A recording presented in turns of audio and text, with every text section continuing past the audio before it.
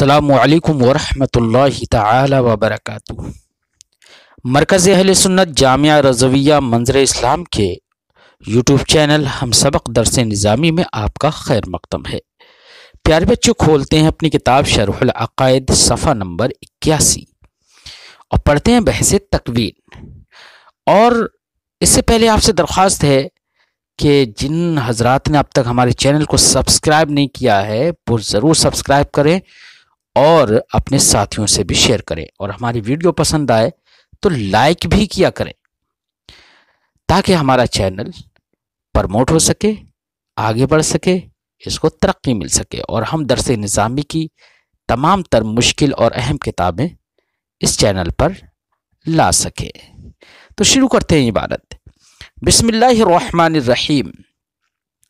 والتکوین وهو المعنى الذي يعبر عنه بالفعل والخلق والتخليق والإيجاد والإحداث والاختراع ونحو ذلك، ويفسر بإخراج المعدوم من العدم إلى الوجود، صفة لله تعالى لإطباق العقل والنقل على أنه خالق للعالم مكون له، وامتناع إطلاق الاسم المشتق على الشيء من غير أن يكون ماخذ الاشتقاق وصفا له قائما به، أزلية بوجوه: الأول أنه يمتنع قيام الحوادث بذاته تعالى لما مر، الثاني أنه وصف ذاته في كلامه الأزلي بأنه الخالق، فلو لم يكن في الأزل خالقا لازم الكذب أو العدول إلى المجاز واللازم باطل، أي الخالق فيما يستقبل أو القادر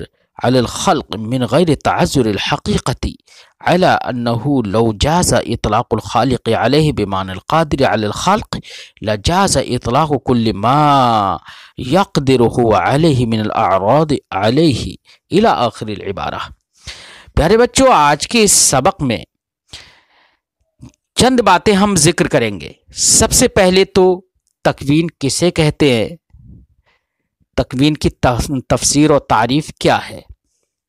دوسری بات یہ ہے کہ تکوین صفت حقیقیہ ہے اللہ کی یا صفت اعتباریہ، اس سلسلے میں کیا اختلاف ہے۔ تیسری بات یہ ہے کہ صفت تکوین یہ مستقل ایک صفت ہے یا قدرت اور ارادے کی جانب راجع ہے۔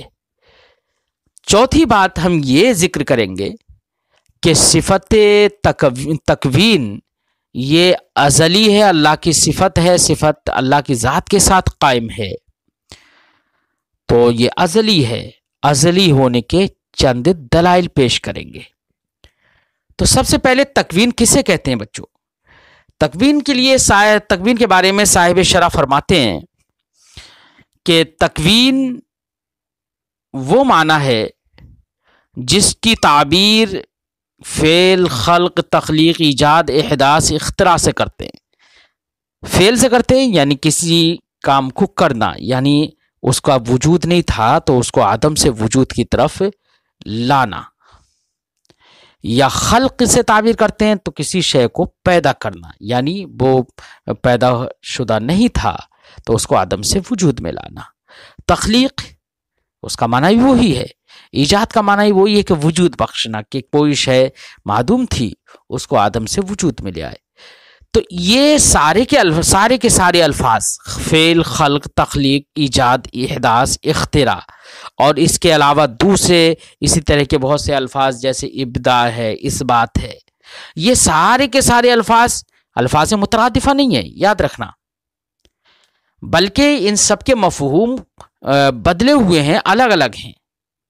بھئی فعل کا معنی کرنا ہے، خلق کا معنی پیدا کرنا ہے، تخلیق کا معنی وہی، ایجاد کا معنی وجود میں لانا، سب کے مفہوم متغیر ہیں، اور جو الفاظ متغائرۃ المفاہیم ہوتے ہیں وہ الفاظ مترادفہ نہیں کہلاتے ہیں۔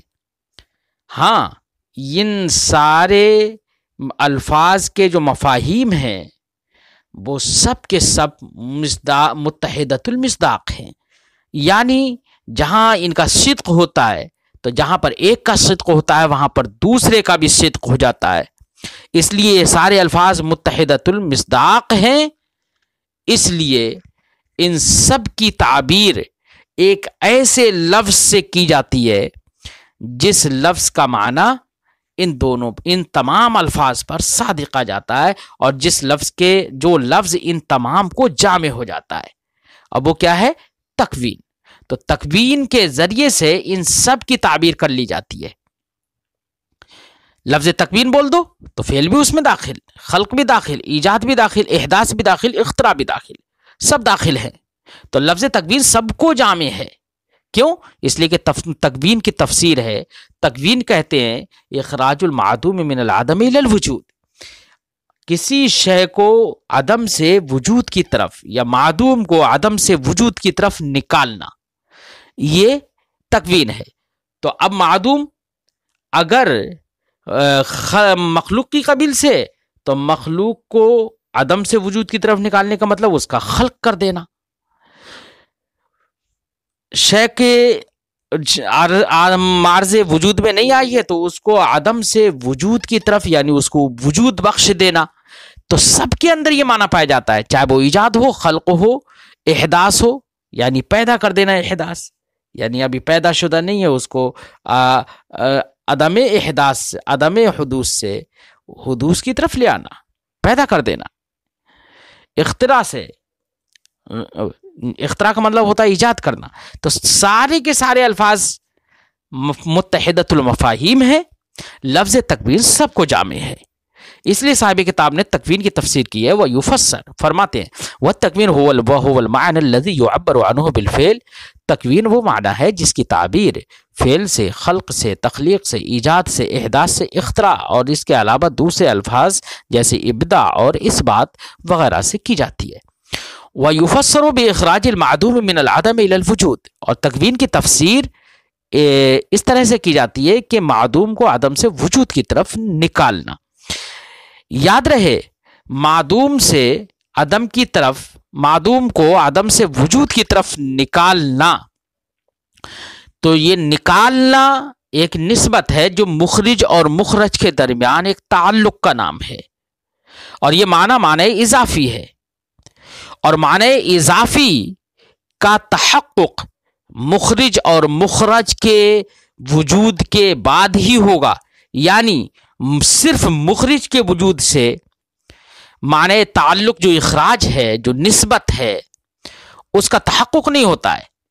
جب مخرج کے وجود سے صرف نہیں ہوتا ہے بلکہ اس کا تحقق کے لیے، کیونکہ مخرج اور مخرج کے درمیان نسبت کا نام ہے، تو نسبت کا تحقق تبھی ہوگا جبکہ مخرج اور مخرج دونوں کا وجود ہو جائے۔ اس لیے اس نسبت کا تحقق موقوف ہے مخرج اور مخرج دونوں کے وجود پر۔ اس لیے جب تک مخرج نہیں ہوگا اس وقت تک اس نسبت کا تحقق نہیں ہوگا، یعنی اخراج کا تحقق نہیں ہوگا۔ اس لیے معنی اضافی یہ مراد نہیں ہو سکتا ہے جو مصنف نے تفسیر کی ہے نا تکوین کی، یفسر باخراج المعدوم، تو یہاں پر اخراج سے مراد یہ معنی اضافی نہیں ہے مراد۔ کیوں؟ اس لیے کہ معنی اضافی اس کا وجود بعد میں ہوگا جبکہ مخرج کا وجود ہو جائے، مخرج اور مخرج دونوں کے درمیان تعلق ہو جائے تب اس کا وجود ہوگا، اور یہ ہے حادث، یہ ہوگا حادث۔ اور یہاں پر تکوین سے مراد وہ ہے جو کہ اللہ کی صفت ہے، اور اللہ کی صفت ازلی ہوتی ہے۔ کیا ہوتی ہے؟ ازلی ہوتی ہے، وہ ایک نسبتی اور اعتباری امر نہیں ہے۔ بات سمجھ میں آئی بچوں؟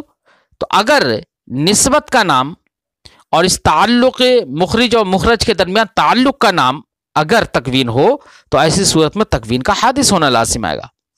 تو یہاں پر مصنف کی مراد حالانکہ کیا ہے کہ تکوین ایک صفت حقیقیہ ہے، جو صفت حقیقیہ اس مخرج اور مخرج کے درمیان جو نسبت اور اخراج کا نام، تعلق کا نام ہے، اس تعلق کا مبدا اور علت بنتی ہے وہ صفت حقیقیہ۔ تو یہاں پر اخراج سے مراد مبدا اخراج ہے۔ کیا ہے مراد؟ مبدا اخراج مراد ہے۔ مبدا اخراج مراد ہے، اس لیے وہ اللہ کی صفت ہے، صفت حقیقیہ ہے، اللہ تعالیٰ کی ذات کے ساتھ قائم ہے، اس لیے وہ حادث نہیں ہے، ازلی ہے۔ تکوین کے سلسلے میں بچوں ماتریدیہ اور اشاعرہ کے درمیان اختلاف ہے، اسی لیے صفات حقیقیہ کے شمار میں بھی اختلاف ہے۔ ماتریدیہ کے نزدیک اللہ کی صفات حقیقیہ جو اللہ کی ذات کے ساتھ قائم ہیں، جو ازلی ہیں، وہ صفات حقیقیہ ماتریدیہ کے نزدیک 8 ہیں۔ 7 وہی جن کا ذکر اس سے پہلے اسباق میں گزرا تھا، اور 8ویں صفت وہ صفت تکوین ہے۔ صفت تکوین کو مستقل ایک صفت مانتے ہیں، قدرت سے الگ ایک صفت مانتے ہیں ماتریدیہ۔ اس لیے ماتریدیہ کے نزدیک صفات حقیقیہ 8 ہیں، اور اشاعرہ کے نزدیک صفات حقیقیہ اللہ تعالیٰ کی 7 ہیں جن کا ذکر اس سے پہلے اسباق میں گزرا، اور تکوین کو وہ صفت اعتباریہ کہتے ہیں۔ وہ تو کہتے ہیں کہ تکوین وہ اعتبارات اور اضافات عقلیہ کا نام ہے، وہ کوئی مستقل صفت نہیں ہے، یہ اشاعرہ کا کہنا ہے۔ تو صفت اعتباریہ ہے، تو صفت اعتباریہ ہے تو تکوین ان کے نزدیک اعتباری شے ہے، تو وہ مستقل کوئی صفت اللہ تعالیٰ کی نہیں ہے، بلکہ وہ قدرت اور ارادے کی جانب راجع ہے۔ تو تکوین مستقل صفت نہیں مانتے اشاعرہ، اس لیے اللہ رب العزت کی صفات کو وہ صفات حقیقیہ 7 مانتے ہیں۔ یہی اختلاف تکوین کے سلسلے میں کہ تکوین ماتریدیہ کے نزدیک مستقل قدرت و ارادے کے علاوہ ایک صفت ہے جو کہ ازلی ہے، اللہ تعالیٰ کی ذات کے ساتھ قائم ہے، اور اشاعرہ کے نزدیک صفت تکوین وہ ایک صفت اعتباریہ ہے جو قدرت اور ارادے کی جانب راجع ہے۔ بات سمجھ میں آئی بچوں؟ تو اب اللہ رب العزت کی یہ صفت ہے تکوین، یہ فرماتے ہیں وَالتَّكْوِينُ صِفَةٌ لِلَّهِ تَعَالَى، تکوین اللہ کی صفت ہے۔ اللہ کی صفت کیسے ہے؟ تو ظاہر بات ہے اللہ رب العزت کو مکون کہا جاتا ہے۔ کہا جاتا ہے اللہ تعالیٰ کو مکون کہا جاتا ہے، اللہ تعالیٰ کو خالق عالم کہا جاتا ہے۔ تو اور خالق عالم یعنی خالق اسم فاعل، مکون اسم فاعل کا اطلاق اللہ تعالیٰ کی ذات پر ہوتا ہے، اور یہ ہے اسم مشتق، اور اسم مشتق کا اطلاق اس وقت تک کسی پر محال ہوتا ہے جب تک کہ ماخذ اشتقاق کا ثبوت نہ ہو اور ماخذ اشتقاق اس کے ساتھ قائم نہ ہو۔ لہذا اللہ رب العزت کو جب خالق کہیں گے اور اس کو مکون کہیں گے، یعنی اسم فاعل کا اسم مشتق کا اطلاق کریں گے، تو یہ اطلاق تبھی درست ہوگا جبکہ خلق اور تکوین اللہ رب العزت کا وصف ہو، اس کی ذات کے ساتھ قائم ہو۔ جب تک قائم نہیں ہے اس وقت تک اس کو مکون کہنا یا خالق عالم کہنا یہ جائز نہیں ہے۔ عقل اور نقل اس پر دونوں متفق ہیں۔ اسی کو صاحب کتاب فرماتے ہیں صفت اللہ تعالی، تکوین اللہ کی صفت ہے، لِإِطْبَاقِ الْعَقْلِ وَالنَّقْلِ، کیونکہ عقل و نقل دونوں کا اجماع ہے اس بات پر انہو خالق للعالم کہ اللہ رب العزت خالق عالم ہے، مکون لہو مکون عالم ہے، وامتناع اطلاق الاسم المشتق على الشيء من غیر ان يكون ماخذ الاشتقاق وصفا له قائما به۔ اور ایک تو اجماع ہے عقل و نقل کا، دوسرا یہ کہ اللہ رب العزت یا کسی پر بھی اسم مشتق کا اطلاق کسی شے پر محال ہے بغیر اس کے کہ ماخذ اشتقاق اس کا وصف ہو اور اس کی ذات کے ساتھ قائم ہو۔ تو جب تک ماخذ اشتقاق کسی شے کا وصف نہ ہو یا کسی شے کے ساتھ قائم نہ ہو اس وقت تک اس میں مشتق کا اطلاق اس شے پر محال ہوتا ہے۔ اور اللہ رب العزت پر مکون اور خالق کا اطلاق ہوتا ہے، اس میں فاعل یعنی اس میں مشتق کا اطلاق ہوتا ہے۔ اس کا مطلب یہ ہے کہ خلق اور تکوین اس کا وصف ہے، اس کی ذات کے ساتھ قائم ہے، اس لیے مصنف نے کہا صفت للہ تعالی، یہ اللہ کی صفت ہے۔ جب اللہ کی صفت ہے، اللہ کی ذات کے ساتھ قائم مان لی تو صفت حقیقیہ ہوگی، اور جو صفت حقیقیہ ہوتی ہے وہی تو ذات کے ساتھ قائم ہوتی ہے۔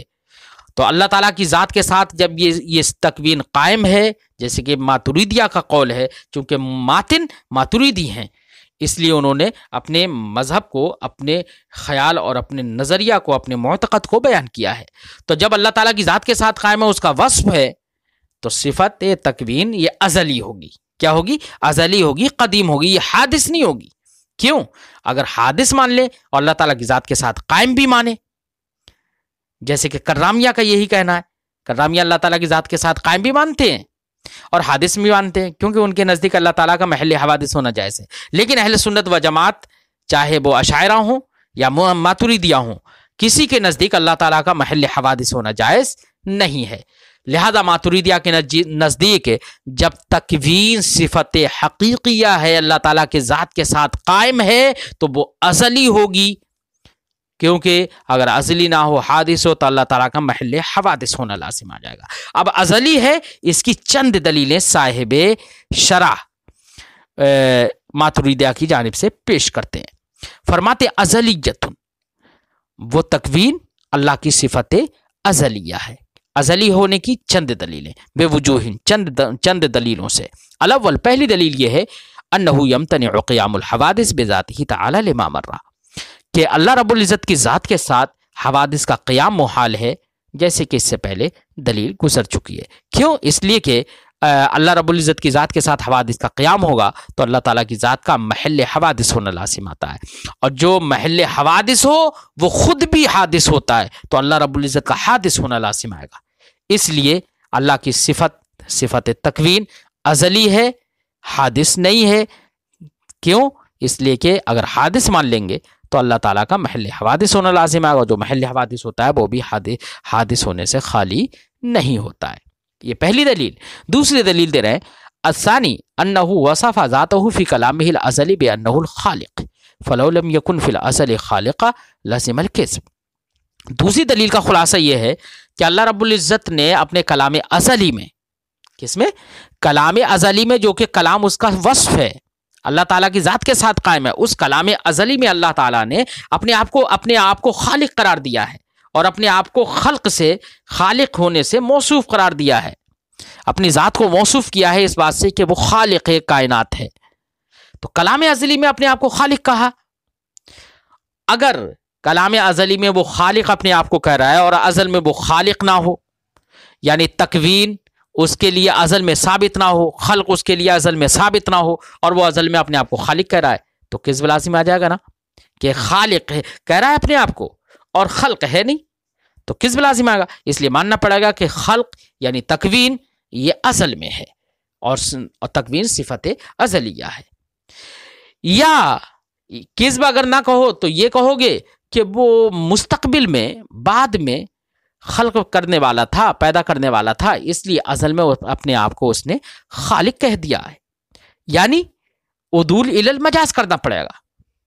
تو پیارے بچوں، عدول الی المجاز کے بعد میں پیدا کرے گا، اس لیے پہلے ہی ما یعول کے اعتبار سے پہلے ہی اس نے اپنے آپ کو خالق کے ہونے سے موصوف کر دیا کلام ازلی میں۔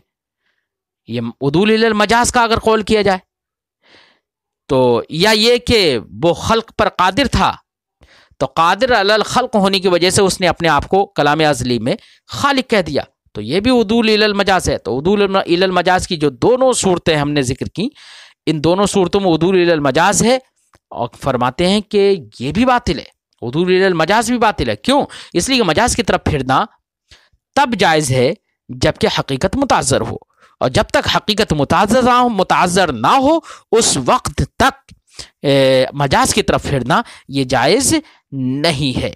اس لیے یا تو اللہ رب العزت کو کلام ازل میں خالق یعنی خلق صفت تکوین اس کے لیے ثابت نہیں مانیں گے، تو ایسی صورت میں تین خرابیاں لازم آئیں گی۔ ایک تو خرابی یہ کہ کذب لازم آئے گا کیونکہ کلام ازلی میں اس نے اپنے آپ کو خالق کہا، اور دوسرا یہ کہ عدول الی المجاز لازم آئے گا۔ اور عدول الی المجاز کی دو صورتیں، یہ ایک تو صورت یہ کہ وہ اپنے آپ کو اس نے ازل میں خالق کہا مستقبل کے اعتبار سے کہ مستقبل میں وہ خلق فرمانے والا ہے، اس لیے ما یعول کے اعتبار سے اس نے اپنے آپ کو ازل میں خالق کہا۔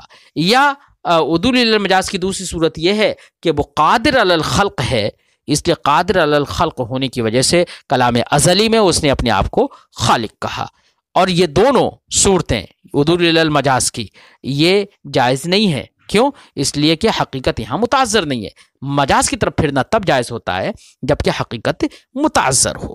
صاحب کتاب فرماتے ہیں الثانی، دوسری دلیل یہ ہے انہ وصف ذاتہ فی کلامہ الازلی، اللہ رب العزت نے اپنی ذات کو موصوف کیا ہے کلام ازلی میں اس بات سے بانہ الخالق کہ وہ خالق ہے۔ فلو لم یکن فی الازل خالقا، تو اگر اللہ رب العزت ازل میں خالق نہ ہوتا لازم الکذب، تو اپنے آپ کو خالق سے موصوف کرنے سے کذب لازم آئے گا۔ अविल उदूल इलल मजाज या उदूल इलल मजाज लाजिम आएगा, वो लाजिम बातिल।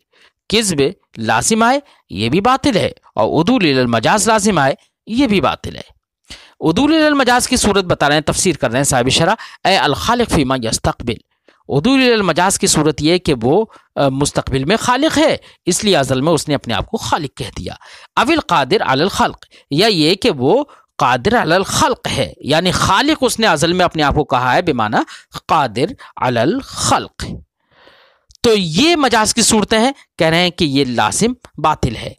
क्यों बातिल है? मिन गैर ताज़ुरुल हक़ीक़ा, जब तक कि हकीकत मुताज़र ना हो उस वक्त तक लाजिम ये बातिल है। अला अन्नहु लौ जाज़ इतलाक़ुल खालिक, नीज़ एक दूसरी खराबी बता रहे हैं कि अगर उदूल इलल मजाज वाली सूरत मान ली जाए तो वो एक तो इसलिए बातिल है कि हकीकत मुताज़र नहीं है वहाँ, दूसरे ये कि अगर खालिक का इतलाक़ अल्लाह रब्बुल इज़्ज़त की ज़ात पर बेमाना कादिर अलल खल्क़ जायज़ हो जाए, तो ऐसी सूरत में इसका मतलब ये हुआ कि अल्लाह रब्बुल इज़्ज़त खल्क़ पर कादिर है, तो कादिर अलल खल्क़ के एतबार से उसको खालिक कह दिया गया।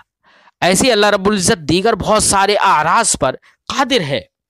किस पर कादिर है? बहुत सारे आराज पर कादिर है। मसलन सिवात पर कादिर है, सियाही पर कादिर है, सुर्खी पर कादिर है ना, बहुत सारे आराज पर कादिर है वो। जब बहुत सारे आराज पर कादिर है तो कादिर अलल खल्क़ को जब खालिक कह दिया गया तो कादिर अलल सिवात को असवत कह देना चाहिए, फिर कादिर अलल ब्यास को अबियस कह देना चाहिए है। तो फिर लाजिम आ जाएगा अगर यही मजाजन खालिक का इतलाक कादिर अलल खल्क़ पर कर दिया जाए तो खालिक का यहाँ पर इतलाक कादिर अलल सिवात पर अगर किया जाएगा तो असवद हो जाएगा। माज़अल्लाह अल्लाह रब्बुल इज़्ज़त का असवद और अबियज़ और अहमर वगैरह वगैरह आराज से मौसूफ होना लाजिम आएगा, और इन चीज़ों से मौसूफ होना ये बातिल है, क्योंकि ये सब के सब हादिस हैं, आराज हैं, और अल्लाह रब्बुल इज़्ज़त का महल हवादिस होना बातिल है।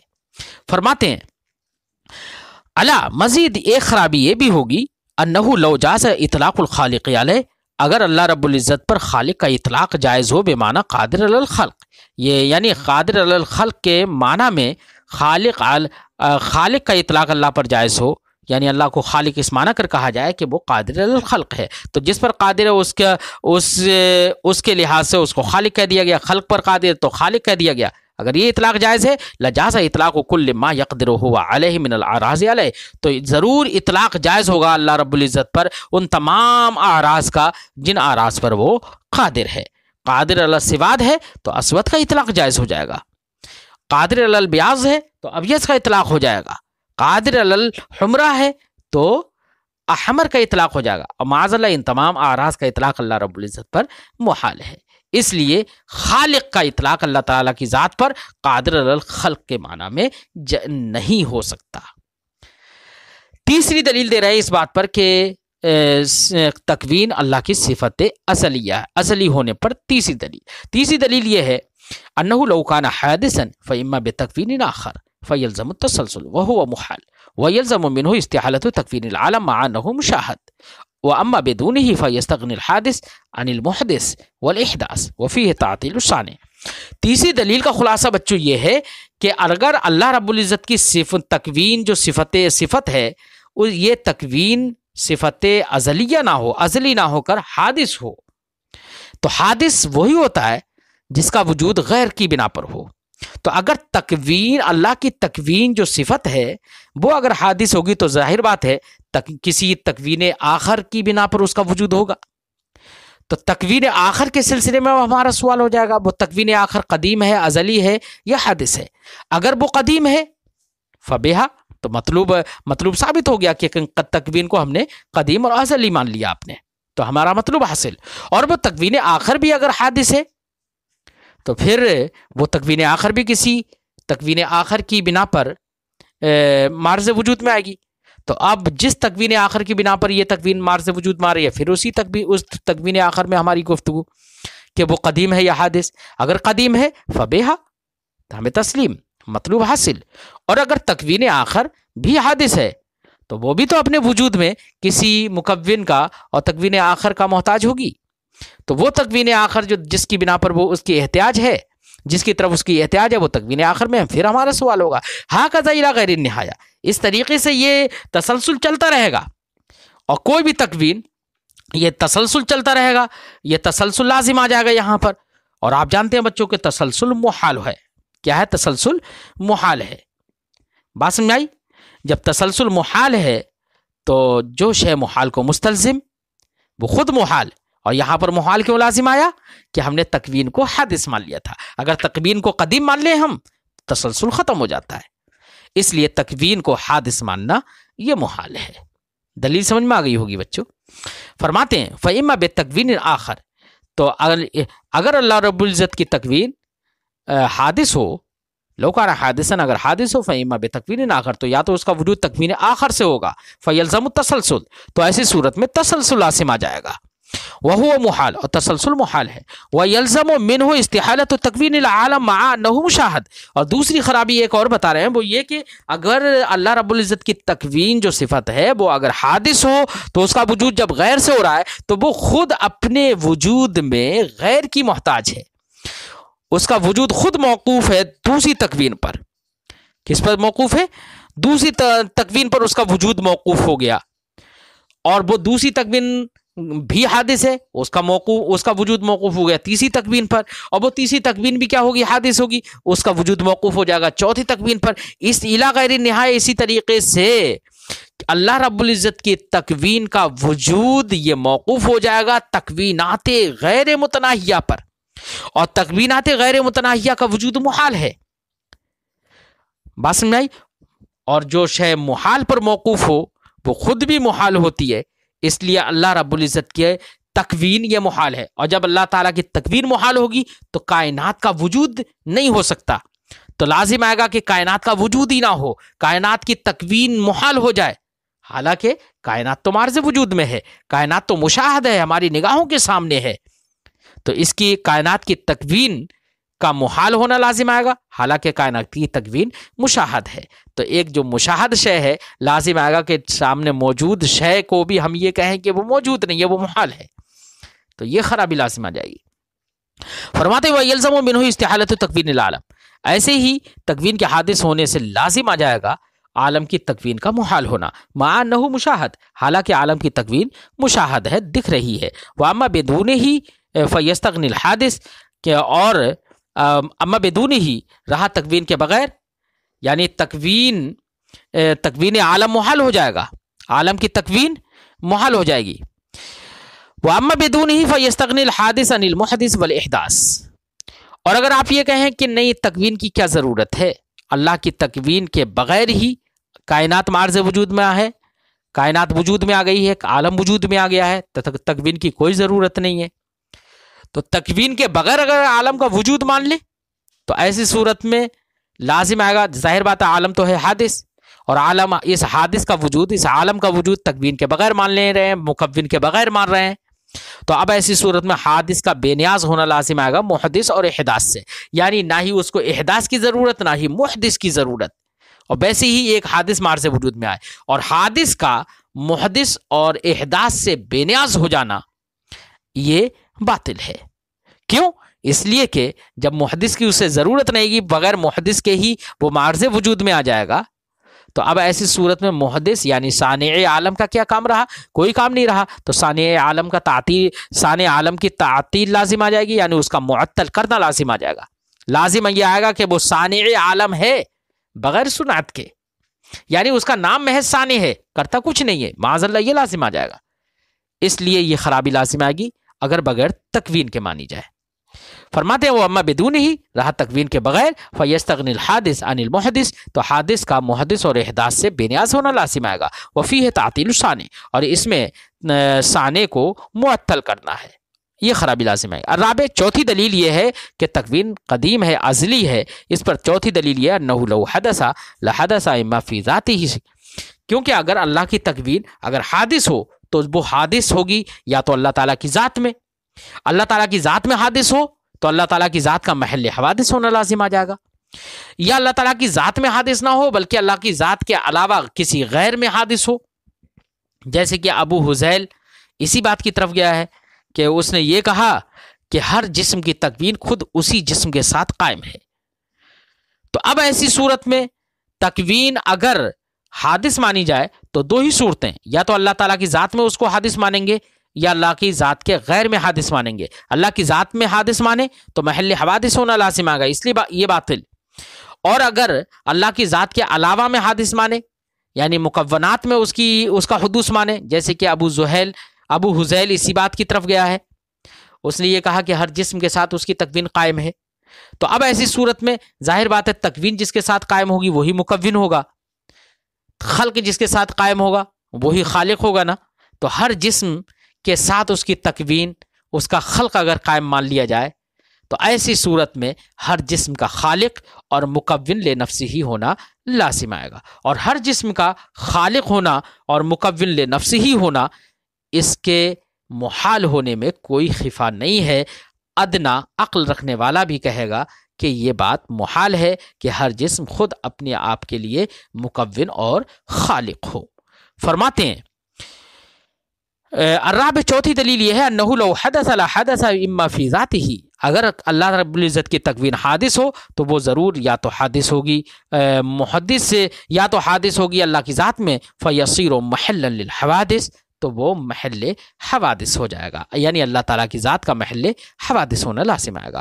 اور فی غیرہ، یا ذات الہی کے سوا میں وہ تکوین حادث ہو، کما ذہب الیہ ابو الحذیل، جیسے کہ ابو الحذیل اسی کی طرف گیا ہے، من ان تکوینا، یعنی اس نے یہ کہا ہے ان تکوین کل جسم قائم بہ، یعنی ہر جسم کی تکوین خود اسی جسم کے ساتھ قائم ہے، فیکون کل جسم خالقا ومکونا لنفسہ، تو ہر جسم خود اپنا خالق اور مکون ہو جائے گا، ولا خفاء فی استحالتی، اور اس قول کے محال ہونے میں کوئی خفا نہیں ہے۔ بات سمجھ آئی بچوں؟ صاحب کتاب فرماتے وہ مبنی هذه الادلہ علی ان التکوین صفت حقیقیہ، یہ جو صفت تکوین کے ازلی ہونے کی جو 4 دلیلیں دی ہیں صاحب شرح نے ماتریدیہ کی جانب سے، ان دلیلوں کا مبنا اس بات پر ہے کہ تکوین صفت حقیقیہ ہے، یعنی تکوین کو صفت حقیقیہ مانے، اللہ تعالیٰ کی ذات کے ساتھ قائم مانے، تو جو دلیلیں دی ہیں وہ دلیلیں تام ہوں گی۔ بات سمجھ آئی؟ جیسے علم اور قدرت اللہ کی صفت حقیقیہ ہے، ویسے ہی اس کو تکوین کو بھی مستقل ایک صفت حقیقیہ مانے، تو یہ چاروں کے چاروں دلیلیں صحیح ہوں گی، اور یہ چاروں دلیلوں کا مبنا اسی بات پر ہے کہ تکوین ازلی ہے اور اللہ تعالیٰ کی صفت حقیقیہ ہے، جیسے کہ ماتریدیہ نے کہا۔ لیکن اشاعرہ چونکہ صفت تکوین کو اعتباری مانتے ہیں، کیا مانتے ہیں؟ اعتباری مانتے ہیں، تو اشاعرہ جب اعتباری مانتے ہیں تو اب اشاعرہ کے مذہب پر، اشاعرہ کے نظریے پر یہ جو دلیلیں صاحب شرح نے دی ہیں وہ تام نہیں ہوں گی۔ کیوں؟ اس لیے کہ پہلی اور چوتھی دلیل جو ہے وہ اس میں یہ دکھایا گیا ہے کہ اللہ رب العزت کا محل حوادث ہونا لازم آئے گا۔ کیا لازم آئے گا؟ اللہ رب العزت کا محل حوادث ہونا لازم آئے گا پہلی اور چوتھی دلیل میں۔ حالانکہ جب تکوین کو صفت اعتباری مانیں گے تو صفت اعتباری ماننے کی تقدیر پر محل حوادث ہونا یہ لازم نہیں آئے گا، کیونکہ صفت اعتباریہ کسی ذات کے ساتھ قائم نہیں ہوتی ہے۔ اور تیسری دلیل جو ہے اس میں تسلسل دکھایا گیا ہے کہ تسلسل لازم آئے گا اگر اس کو حادث مان لے، تو صفت حقیقیہ ہو تب تو تسلسل محال ہوگا، کیونکہ صفات حقیقیہ میں تسلسل محال ہوتا ہے۔ لیکن اشاعرہ کے مذہب کے مطابق اگر تکوین کو اعتباری مان لیا جائے تو تسلسل بھی محال کوئی لازم نہیں آئے گا۔ کیوں؟ اس لیے کہ اعتباریات میں تسلسل محال نہیں ہوتا ہے۔ تب بھی اشاعرہ کے مذہب پر یہ دلیل بھی تام نہیں ہوگی۔ اور دوسری جو دلیل تھی وہ تام تو ہو جاتی ہے۔ کیا ہو جاتی ہے؟ وہ تام ہو جاتی ہے اشاعرہ کے مذہب پر بھی۔ دوسری دلیل کیا تھی؟ کہ اللہ رب العزت نے اپنی ذات کو کلام ازلی میں کس سے موصوف کیا ہے؟ خالق سے۔ تو اگر تکوین ازل میں نہ ہو تو کذب لازم آئے گا یا عدول الی المجاز لازم آئے گا. بات سمجھ آئی بچوں؟ تو دوسری دلیل تام ہو جاتی ہے، باقی دلیلیں تام نہیں ہوں گی. صاحب کتاب والمحققون من المتکلمین علی انہ من الاضافات والاعتبارات العقلیہ سے اشاعرہ کے مذہب کو بیان کر رہے ہیں. اور اس جگہ پر حالانکہ صاحب شرح یعنی علامہ سعد الدین تفتازانی بھی ماتریدی ہیں، لیکن اس موقع پر ان کا رجحان اشاعرہ کے مذہب کی طرف ہے. وہ اپنے رجحان کو بھی اگلے آنے والی عبارت میں پیش کریں گے اور اسی کو ترجیح دینے کی کوشش کریں گے. لیکن ہم انشاءاللہ یہ بتائیں گے کہ ماتریدیہ کا مذہب ہی راجح ہے. آج کی گفتگو یہیں پر ختم کرتے ہیں، پھر اگلے کی گفتگو انشاءاللہ آئندہ سبق میں کرتے ہیں. السلام علیکم ورحمۃ اللہ تعالی وبرکاتہ.